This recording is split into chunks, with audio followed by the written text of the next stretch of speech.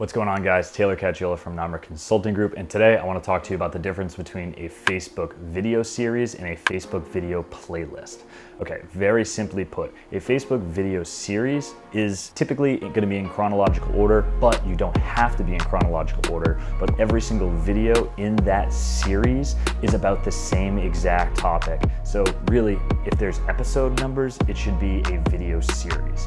On the other hand, you have Facebook video playlists. A video playlist does not have any chronological order. Doesn't matter which order you play them in, but they all have a very similar theme.